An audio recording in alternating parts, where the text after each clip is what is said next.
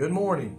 Hope you're doing well today. This is Pastor Russell coming to you today and thanking you for your many blessings that you send my way, for thanking you for telling me what these devotions mean to you, and thank you for the kind words. And if you're watching on YouTube, thank you for the thumbs up, and just pray that they will continue to be a blessing. I want to talk to you today from Matthew chapter 10, verse 32 and 33. I want you to listen to these two verses. Whosoever therefore shall confess me before men, him will I confess also before my Father which is in heaven. But whosoever shall deny me before men, him will I also deny before my Father which is in heaven. Some strong words coming from Jesus Christ.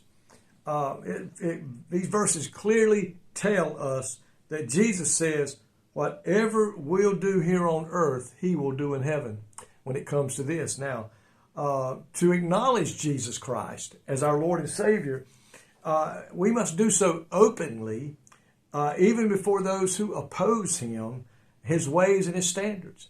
Even though they may come against and say bad things about the church and about God, we are still to confess him openly to those who don't like God. They hate him, and they probably hate us for talking to them about him.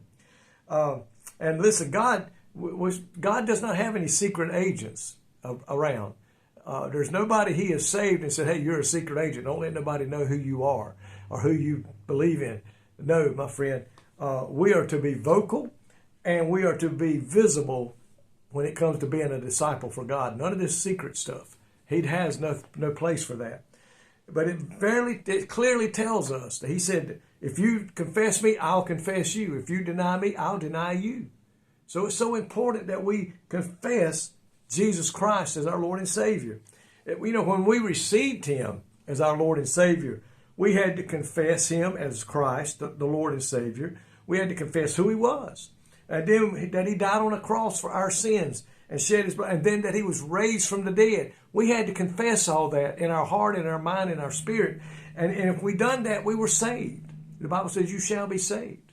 But it doesn't stop there.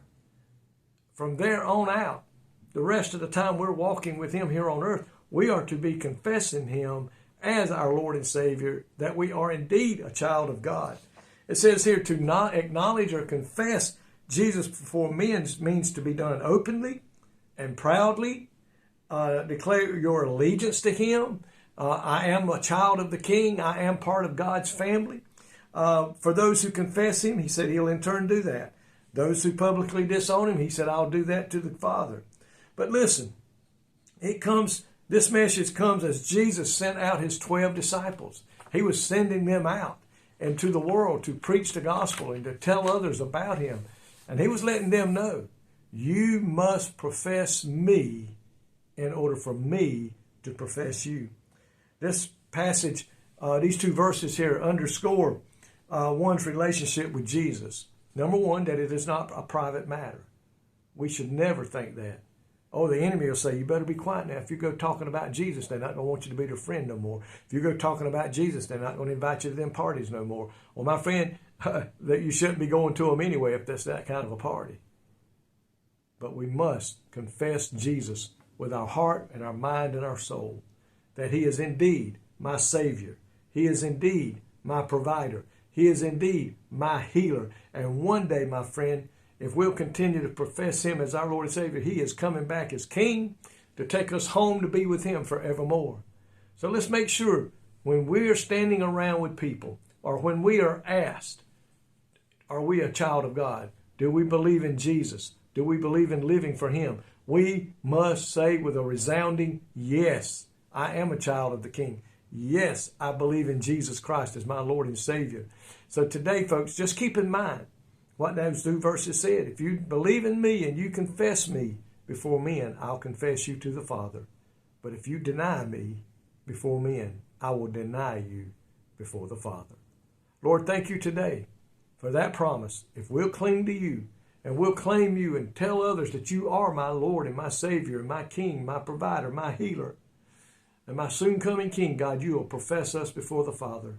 Lord, thank you today for that promise. And I pray for those that are too timid and maybe worried about it, that they will get anchored on the rock and profess you before everybody they meet.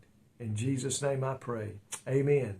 May God richly bless you today is my prayer.